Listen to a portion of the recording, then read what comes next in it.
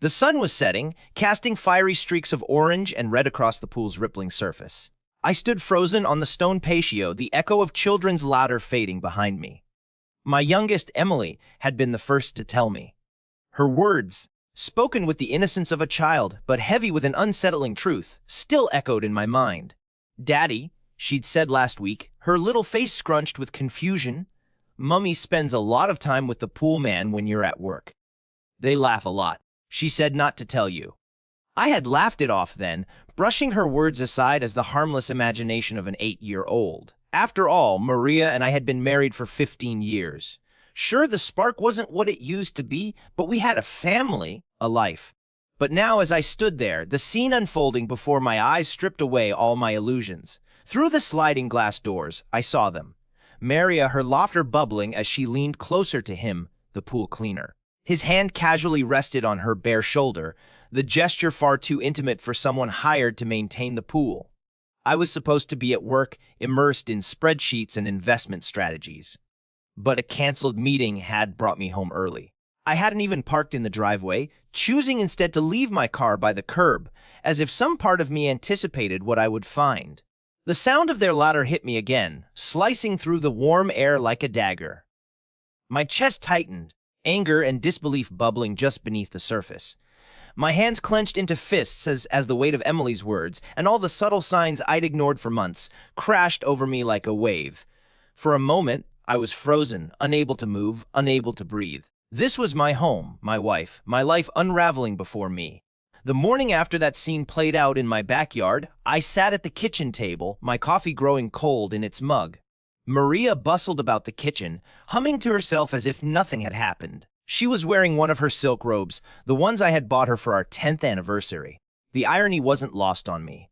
"Did you sleep well?" she asked, pouring herself a cup of tea. Her voice was light, casual, but it grated against my nerves.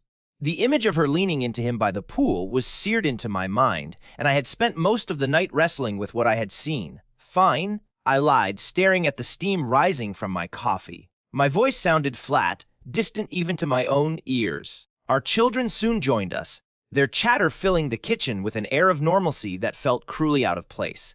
Emily, my youngest, climbed into her chair and began pouring syrup onto her pancakes. Jack, my 12-year-old, was quieter than usual, stealing glances at me as though he sensed something was wrong. "Daddy," Emily chirped, her mouth full of pancake. "Is the pool man coming today? Mommy said he's fixing something special for her." My heart clenched, and my hand gripped the handle of my mug tightly. Across the table, Maria froze for just a fraction of a second before flashing a smile at Emily. "Oh, sweetie," she said, her tone overly sweet. "I just asked him to look at the pool heater. It's nothing exciting." Jack frowned and looked at me, his eyes darker than they should have been for a child his age. "It's weird, though," he muttered, loud enough for everyone to hear. "He's here all the time. Why do we even have a pool guy when you're home on weekends, Dad?" The question hung in the air like a blade. Maria laughed, too quickly, and ruffled Jack's hair as she walked past him. "Because your father works hard enough," she said, her voice dripping with feigned innocence. "We deserve to relax, don't we?" She kissed the top of my head on her way out of the kitchen, the gesture hollow and mechanical. The scent of her perfume, expensive, heady, a gift from me, lingered in the air. I watched her go, a familiar tightness in my chest. The kids returned to their breakfast, oblivious to the storm brewing within me. I glanced at the clock. It was a weekday, and soon I'd need to leave for the office.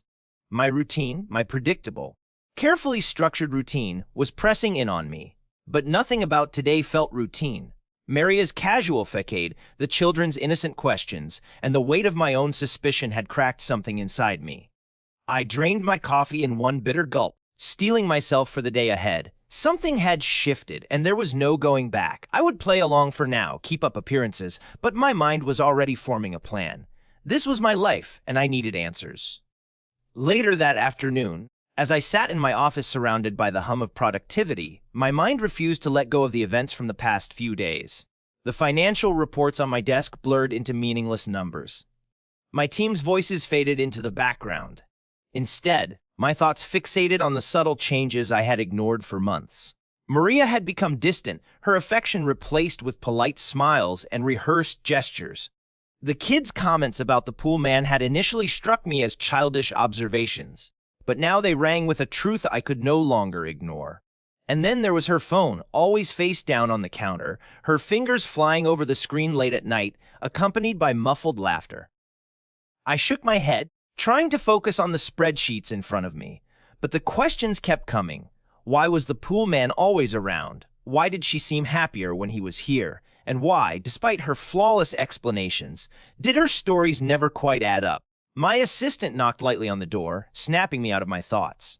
"Mr. Collins, your 3 p.m. with the client has been pushed to tomorrow," she said. "You've got some time to catch up on other things."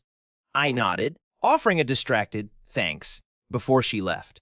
For a brief moment, I considered burying myself in work, using the free hour to distract myself from the unease clawing at me. But I couldn't shake the nagging feeling. I needed to know more. Before I realized what I was doing, I picked up my phone and dialed home. The phone rang once, twice, 3 times before Maria's familiar voice answered. "Hi, honey," she said, her tone light and cheerful, but there was an edge to it, as though she were caught off guard.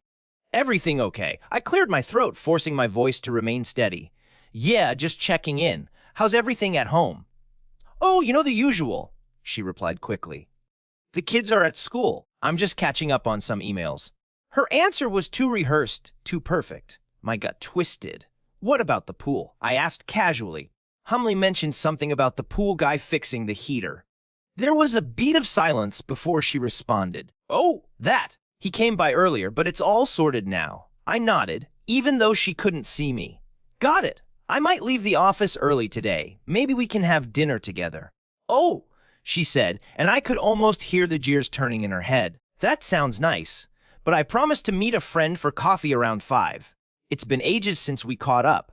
Something in her voice gave her away, a slight tremor, the way her words came too quickly, like she was rushing to cover something up. "Sure," I said, keeping my tone neutral. "Let's plan for another night." We exchanged pleasantries before hanging up, but my suspicions were no longer vague doubts. They were tangible, rooted in her every word, her every excuse. The image of her by the pool, laughing with the man I barely knew, burned in my mind. I leaned back in my chair, the pen in my hand clicking rhythmically as I weighed my options. If she wasn't meeting a friend, where would she be? And more importantly, was the pool guy really gone, or had she just lied again? The answers weren't going to come from speculating. It was time to dig deeper, time to stop being the man left in the dark. The drive home was a blur of taillights and half-formed thoughts. My earlier resolve hardened with every mile, but uncertainty gnawed at me. What would I do if I found something? How far was I willing to go to confirm what I already suspected? The house was quiet when I arrived, the kind of silence that felt too deliberate.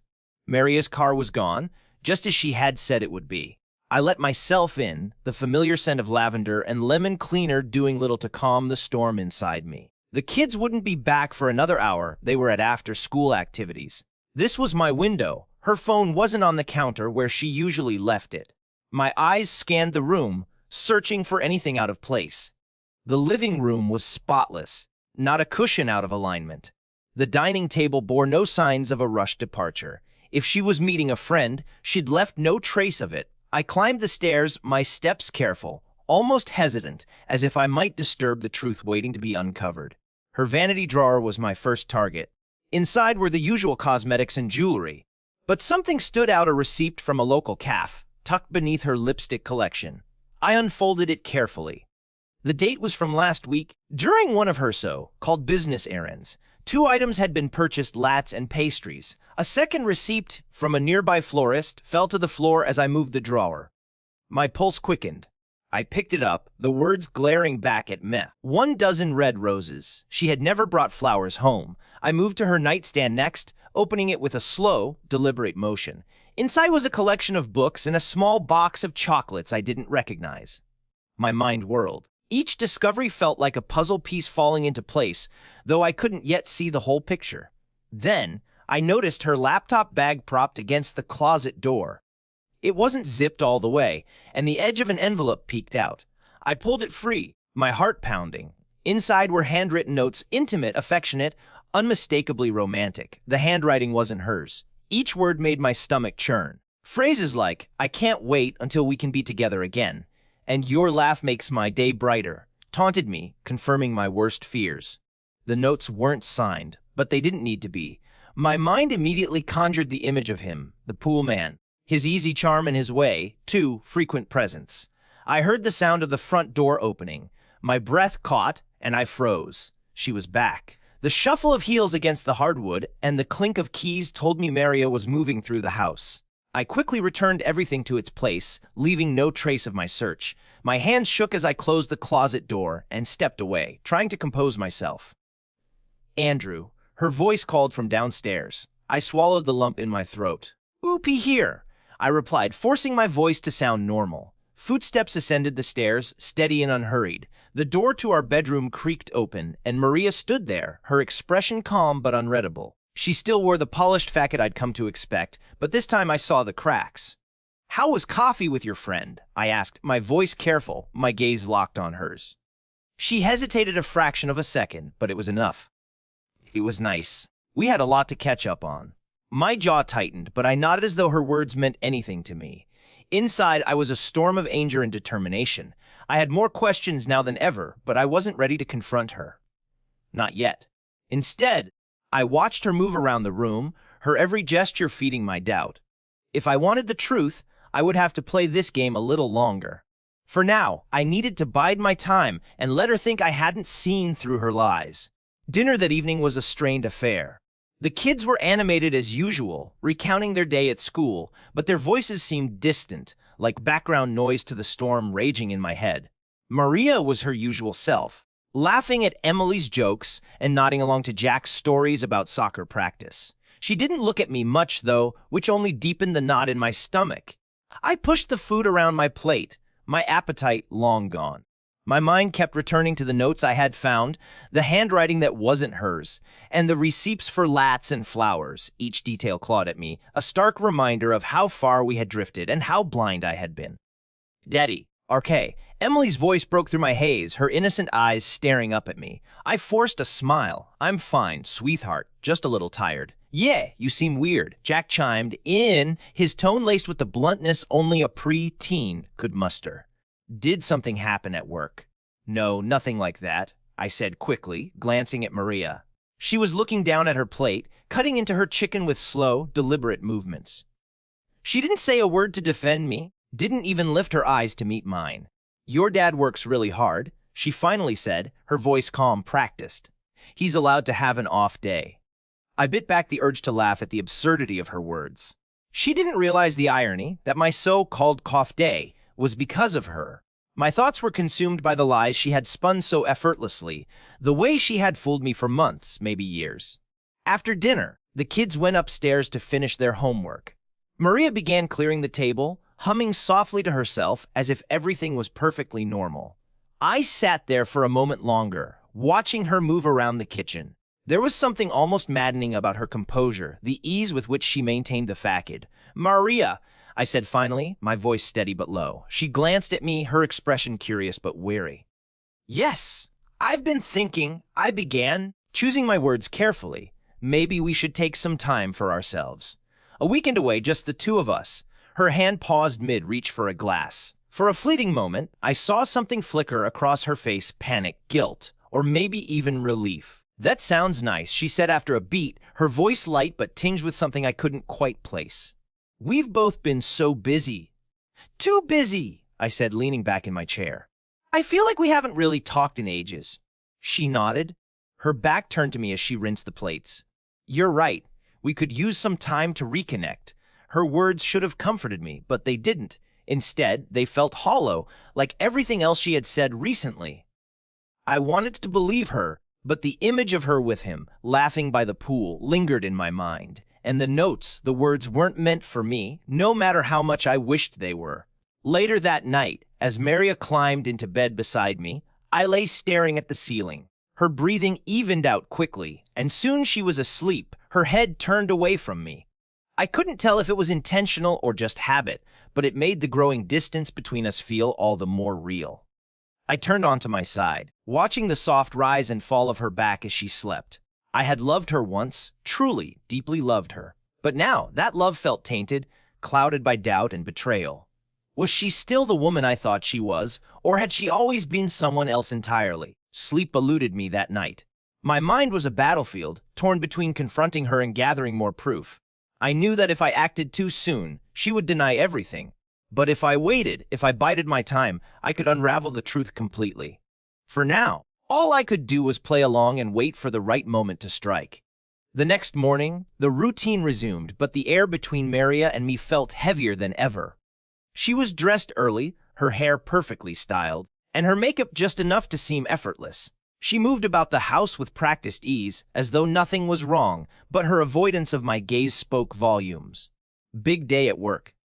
I asked as casually as I could while sipping my coffee. My voice betrayed none of the tension I felt inside. She paused by the door, adjusting her scarf in the mirror. "Just meetings," she said lightly, but there was that flicker again, barely noticeable hesitation before she spoke. "I might be late tonight. Don't wait up," I nodded, masking my frustration. "Sure.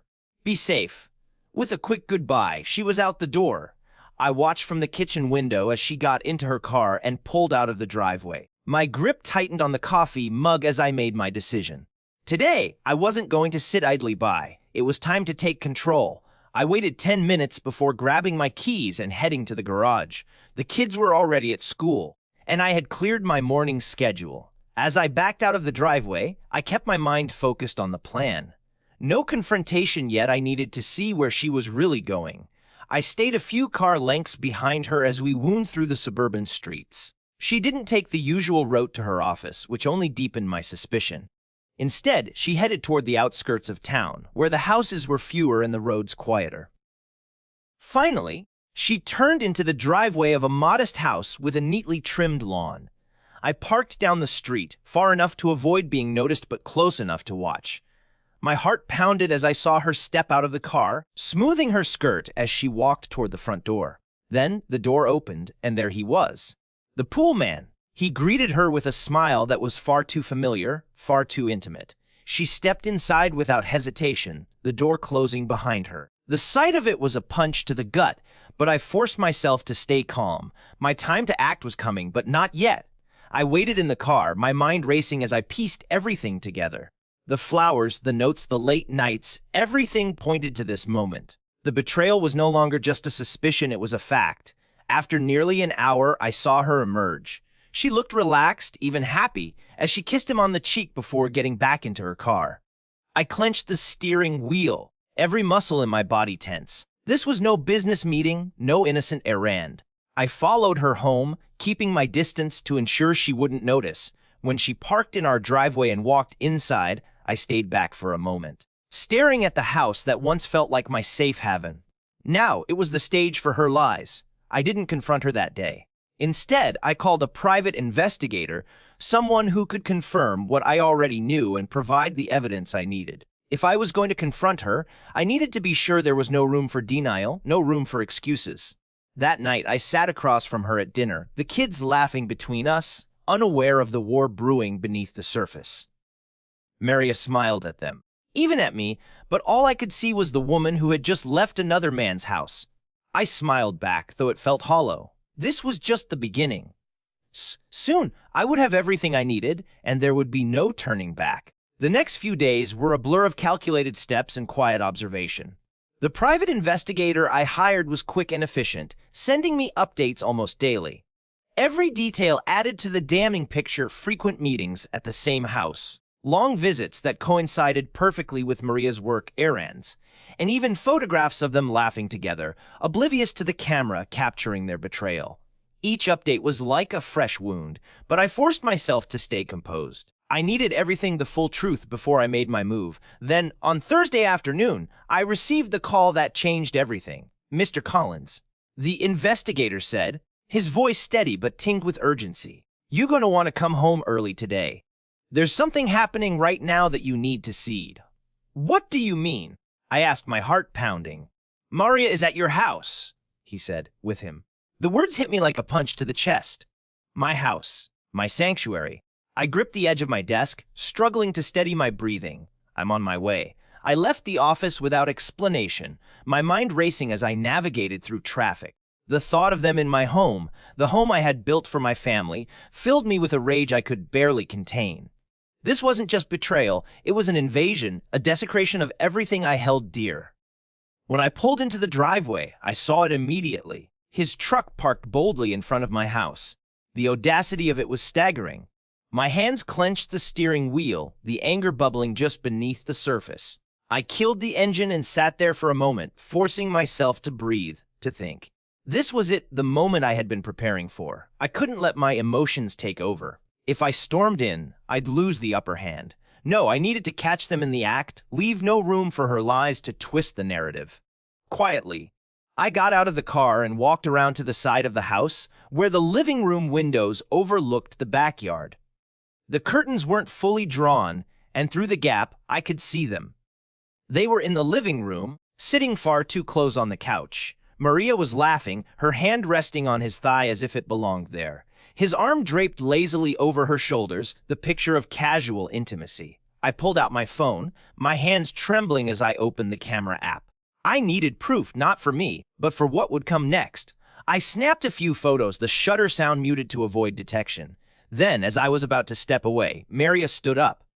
She walked toward the mantel above the fireplace, where our family photos were displayed. My jaw clenched as I watched her take one down, a photo of me with the kids from last summer's beach trip. She handed it to him, laughing as if mocking the very life we had built together. That was it. My blood boiled, and I felt the last thread of restraint snap. I moved to the front door, unlocked it quietly, and stepped inside. The sound of their voices grew louder as I approached the living room, each word fueling the fire inside me. And then I spoke, my voice cutting through their laughter like a blade. Enjoying my house. Their heads whipped around, the color draining from Maria's face as she saw me standing there. The pool men, her lover, froze, his confidence crumbling under my glare. The room fell into a deafening silence, broken only by the sound of my own heartbeat pounding in my ears. What the hell is going on here? I demanded, my voice low and steady, but laced with fury. Maria opened her mouth, but no words came out. Her lover shifted uncomfortably, his eyes darting toward the door as if calculating his chances of escape. I took a step forward, my gaze never leaving hers. You've lied to me for months, maybe years.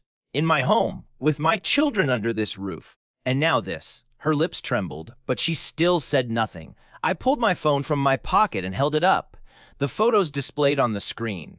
Don't even think about denying it. I've got everything. The weight of my words hung in the air. And as Maria's composure finally broke, her knees buckling beneath her, I felt no pity. This was the moment I had prepared for, but it was only the beginning of what was to come. Maria's face crumpled as she sank to the couch, her hand trembling as she reached for the edge of the coffee table to steady herself. Her lover, no longer just the pool man, but the man who had desecrated my home and my trust, stood awkwardly beside her, his bravado shattered. He didn't dare meet my eyes. I can explain, Maria began, her voice breaking, but I didn't let her finish. Explain, I said, my voice cold and sharp. Explain what? How you've turned my life into a lie. How you've paraded him into my home while our kids were at school. Or maybe how you've smiled at me every day while stabbing me in the back. Tears spilled down her cheeks, but they didn't move me. Not anymore. She opened her mouth to speak, but again I cut her off, turning my attention to him. You, I said, my voice dropping lower, more dangerous. What kind of man does this? Comes into another man's house, seduces his wife, and thinks he'll just get away with it. He shifted uncomfortably, his hands raised in a weak attempt at defense. Look, man, I didn't mean. Shut up, I barked, taking a step closer. You don't get to speak. You don't get to justify this. His eyes darted toward the door, the muscles in his legs twitching as if he was ready to bolt. But I wasn't going to make it that easy for him. You're leaving, I said, my voice steady and final. Right now. And if I ever see you near my house or my family again, you'll regret it, bah. He didn't argue. He grabbed his keys from the coffee table and made for the door. His footsteps hurried and uneven. Maria didn't try to stop him. She just sat there, her face buried in her hands, sobbing quietly. Once the door slammed shut, I turned back to her. And you, I said, my anger giving way to the cold clarity I'd been holding on to for days. Do you even realize what you've done? To me, to our kids, to this family. Her sobs grew louder, her words coming out in fragmented apologies. I didn't mean for this to happen. Andrew, please, You didn't mean for this to happen. I snapped. Don't insult me. This wasn't an accident, Maria. It was a choice. Every time you texted him, every time you invited him over, every time you lied to my face, it was a choice. She looked up at me, her eyes red and swollen. I was lonely, she whispered, her voice barely audible. You were always working. I felt invisible. The words hit me, but they didn't break me. I had sacrificed so much for this family, worked late nights and early mornings to give us everything we needed, and this was how she repaid me. Invisible, I repeated, shaking my head. Do you think I wasn't lonely, too? Do you think I didn't miss us? But instead of talking to me, instead of trying to fix things, you chose this. She reached for my hand, but I pulled away, the pain too raw, too deep. Please, Andrew, she begged. I'll end it. I'll do whatever it takes to fix this. Just don't leave me. Her desperation was palpable, but I couldn't bring myself to feel sympathy. Not yet. Fix this, I said bitterly. You think this is something you can just fix. You've broken every ounce of trust we had. She started to speak again, but I held up a hand, silencing her. I don't want to hear it. Not now. I need time to think. I walked out of the living room, leaving her there, a sobbing mess on the couch. My mind raced as I climbed the stairs to our bedroom, slamming the door behind me. For the first time in years, I felt like I was seeing everything clearly. I had a choice to make, and it wasn't going to be an easy one. But one thing was certain. Things would never go back to the way they were. I sat on the edge of the bed, the room eerily quiet except for the muffled sound of Maria crying downstairs. My hands rested on my knees, my mind a whirlwind of anger, betrayal, and heartbreak.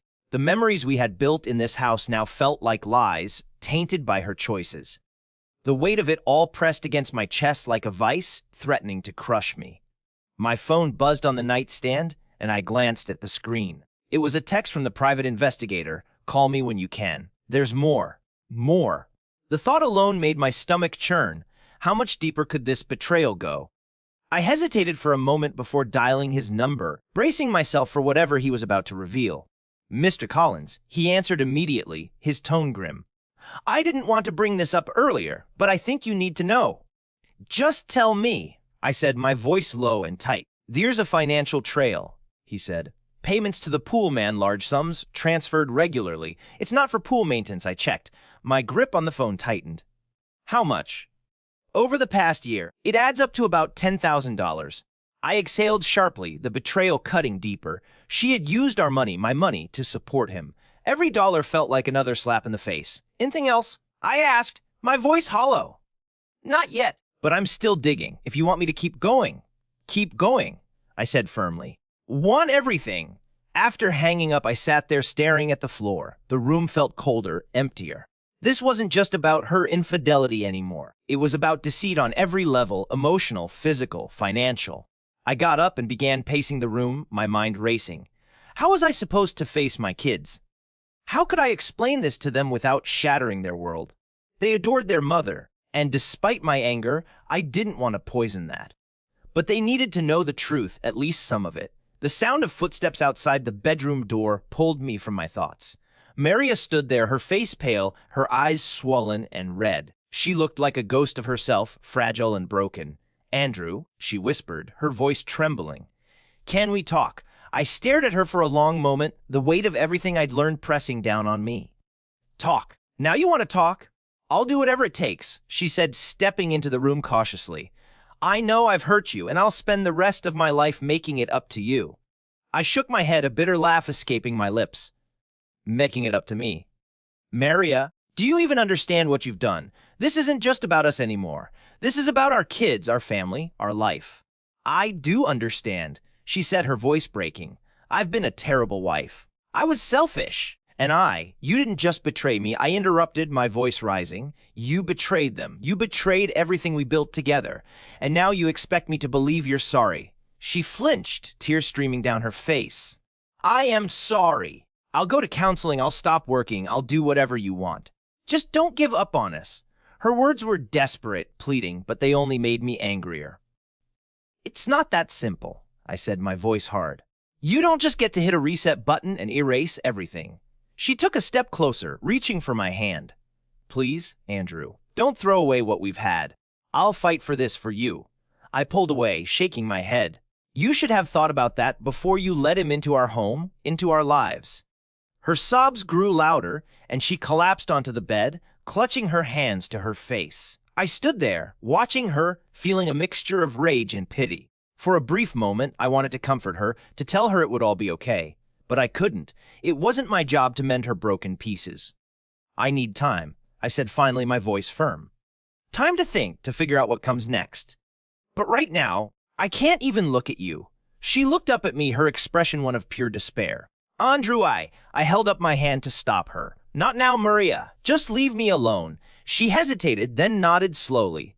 Without another word, she got up and left the room, her footsteps fading down the hall. As the door clicked shut behind her, I sank back onto the bed, my head in my hands. The reality of the situation settled over me like a heavy fog. There were no easy answers, no simple solutions. But one thing was certain, whatever came next, things would never be the same again. The house was eerily silent the next morning. Maria stayed in the guest room, and the kids tiptoed around, their usual morning chatter subdued. They knew something was wrong, though they didn't understand the magnitude of it. I sipped my coffee in the kitchen, staring out the window at the pool, the place where everything had begun to unravel. It was time to take the next steps. After dropping the kids off at school, I made 2 important phone calls. The first was to a divorce attorney, someone highly recommended by a trusted friend. I explained my situation, laying out everything: the infidelity, the financial betrayal, and the impact on our family. The attorney listened intently, offering calm, methodical advice. You have a strong case, she said.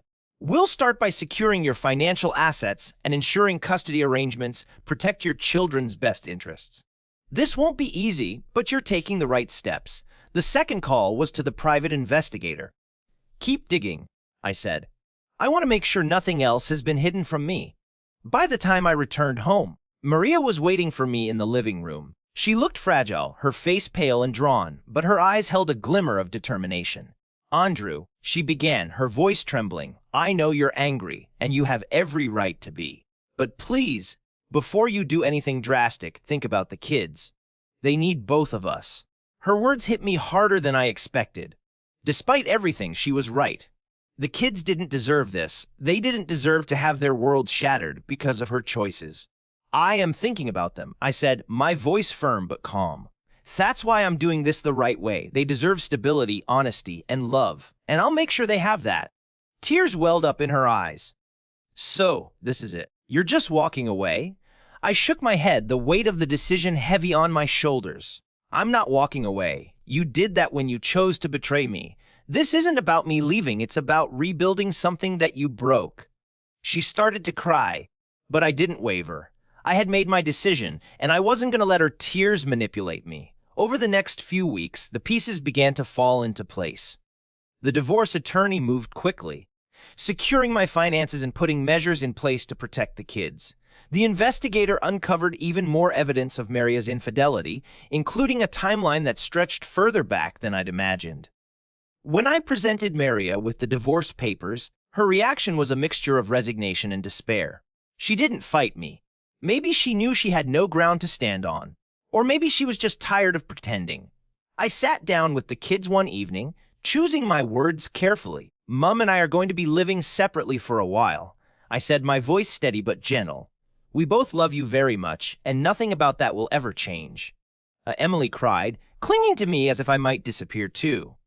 Jack tried to act tough, but I saw the tears he wiped away when he thought I wasn't looking. It broke my heart, but I reminded myself that honesty was better than keeping them in the dark. In the weeks that followed, I found a new rhythm. I moved into a smaller house, one that felt like a fresh start.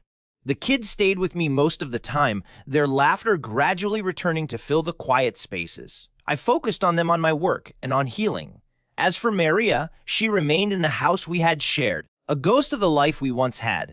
Occasionally, she reached out, texts, calls, offers to meet for coffee, but I kept my distance. Whatever connection we had was gone, replaced by a guarded civility for the sake of our children.